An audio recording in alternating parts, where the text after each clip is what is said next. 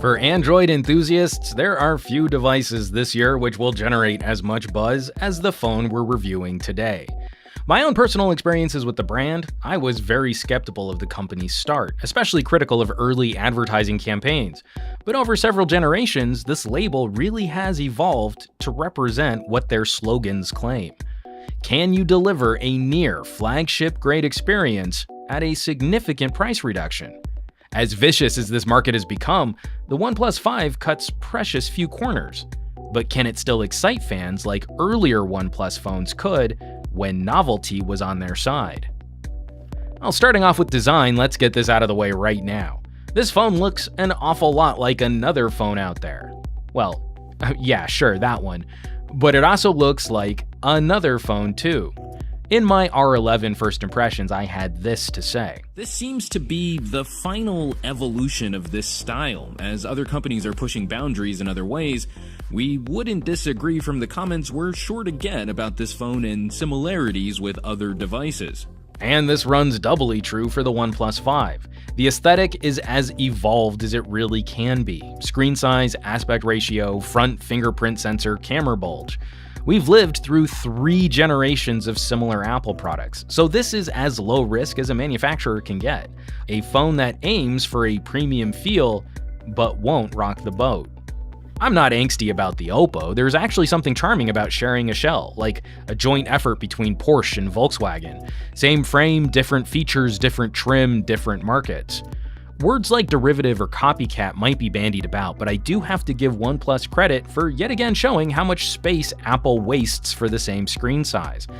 I'm definitely being kind, but there is a small moral victory to applaud. That, and I just dig matte finish phones, a nice satiny layer over a gracefully contoured back with faucets carved into the sides for better grip. Thankfully, OnePlus was kind enough to send over some sample cases so I can replace the sandstone texture I enjoyed so much on the OnePlus 2. It makes the camera testing a lot easier knowing I have a good grip on the thing. The tech inside is on point, but doesn't push the boundaries much on the OnePlus experience. Qualcomm's newest chipset packs a great punch, especially when paired with fast storage and energy-efficient RAM. These guts are top tier, but some folks might be frustrated by the dual SIM card tray instead of expandable storage, or the lack of enhanced water resistance or durability certifications. And all this horsepower is paired again with a 1080p display. We've come to expect a higher pixel density on proper Android flagships, though an HD screen is plenty fine to make it through your daily business. So much so that even Samsung now delivers a significantly more expensive phone out of the box with a reduced resolution. AMOLED panels deliver that tasty contrast ratio accentuated by the dark theme included with OnePlus software, pushing a nice color pop. Photos and videos are consumer pleasing, and outdoor viewing is better than average in auto brightness mode. Highlighted for the OnePlus 5 are separate nighttime and reading modes to ease the strain on your eyes. You can dial in a bit more of an amber tone or select apps to shift into an almost Kindle-like state. It's a nice consideration for those late-night insomniatic Reddit sessions. And expanding on the software, Oxygen OS is a wonderfully evolved experience. Consider it stock Android refined, only minor touches here and there to differentiate with a minimum of pre-installed software. Really clean, a blank slate for the consumer to customize as they see fit. 2 handy additions, mobile gamers will certainly appreciate a Do Not Disturb mode, setting filters for which notifications can disrupt your boss battles. And for folks worried about privacy, the file manager now has a secure box locked down by a pin or fingerprint to keep your sensitive materials away from prying eyes. If there's any concern software-wise, it's in an area we can't properly predict, and that's future support. We can be confident that this phone will be in line for Android O, but the recent announcement that the OnePlus 2 will not be receiving Nougat was disappointing.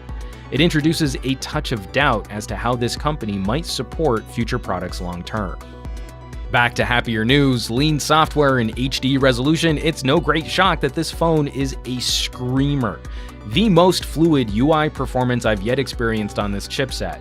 I'm not sure how much software really benefits from this quantity of RAM, but it's sure-footed and predictable in multitasking situations. It chews up daily communication and social networking, and it's more than capable of brute forcing its way through a poorly optimized game like Marvel Future Fight. and OnePlus touts improved carrier reception and MIMO Wi-Fi antennas for better wireless performance. Real world, it didn't let me down in tricky reception areas around Los Angeles, though both LTE and Wi-Fi consistently fell behind a glassback phone like the LG G6. We dig deeper into camera tech in our separate real camera review, but as a brief summation here, if you thought the overall phone hardware looked familiar, the camera will also create some deja vu. The dual lens setup opting for a standard view and the equivalent of a 2x optical zoom. All round, we saw very good photo performance in a variety of shooting situations. It still falls behind the fastest performers, but improvements to autofocus over the 3T are certainly appreciated, and refinement to image processing produces some stellar JPEGs even in low-light situations. Dual cameras deliver fun software blur, here in a portrait mode, almost completely copy-pasted from the iPhone. We wish there were a bit more control over this effect, but it is well implemented. Unfortunately, video takes us a small step backwards with only software stabilization, and this is not available when shooting UHD. It's a shame, as we've seen what older chipsets can produce when cropping and adjusting the frame. The OnePlus 5 should be more than powerful enough to match that smoothness. When switching to 1080p, output is deliciously fluid, supporting my hypothesis that hybrid software and hardware stabilization is less desirable. But this comes at the expense of clarity and resolution. If there's any area we're hoping for improvement on a future update, it's in adding stabilization to UHD video. While a significant focus has been applied to camera tech, we're happy to hear that audio has also received some attention. Speaker performance won't wow anyone for being a bottom-firing mono solution. It's about as good as a single speaker can be when not pointing at your face.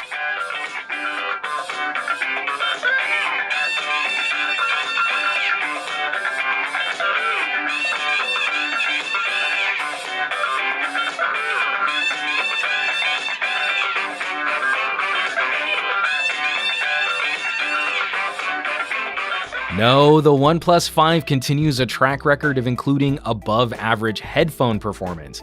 New for 2017, we're treated to true blue 32-bit playback, and this is another phone added to our list of gadgets which can properly produce frequencies of sound that most dogs cannot hear. In terms of quality, it's exciting to see a less expensive phone which produces almost exactly the same numbers as the improved Galaxy S8, and any differences we could detect were well within the margin of error. Better still, the amp on the 5 takes a small step up over our OnePlus 3T, making this phone ever so slightly better at driving nicer headphones than most of the current flagship competition. Very well done indeed. But there have been some concerns over the slightly smaller battery in the 5 over last year's 3T. OnePlus claims the more power-efficient chipset and RAM should more than make up that difference. We'd say this philosophy is on point. In our media test, the OnePlus 5 posted the best numbers of any phone we've yet tested this year. It won't cross over into the marathon territory of some bigger battery devices, but it shouldn't leave you stranded during the day under moderate use. In the event you do need to recharge, you can also expect some of the fastest juicing around thanks to the dash charger. Not only does this rapidly increase your runtime, it manages to keep the phone relatively cool while topping off. So let's wrap this up. Where's that leave us with the OnePlus 5? I'm very happy with this initial experience. The mission of a company like OnePlus is to balance competitive pricing against delivering as few compromises as possible. Reviewing the more expensive model, we're treated to performance which exceeds our expectations, and with a retail price some $200 less than a Galaxy S8. You really do feel like most of your money is going towards what's inside the phone. The trade-offs are acceptable for most daily use scenarios. You don't get the most pixel-dense screen. You don't get expandable storage or water resistance.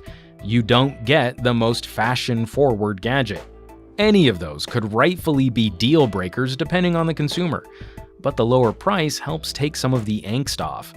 That balance of features for the dollar is critically important, and OnePlus makes a very compelling argument for your money. As always, thanks so much for watching. Be sure to subscribe to this channel and hit the bell icon for our full OnePlus 5 coverage, including real camera and real audio reviews. And please drop us some comments down below on what phones you'd like to see us compare against the OnePlus 5, and help us out with some sharing on your favorite social media sites. For Pocket Now, I'm Juan Carlos Bagnell, some gadget guy on Twitter and Instagram, and I will catch you all on the next review.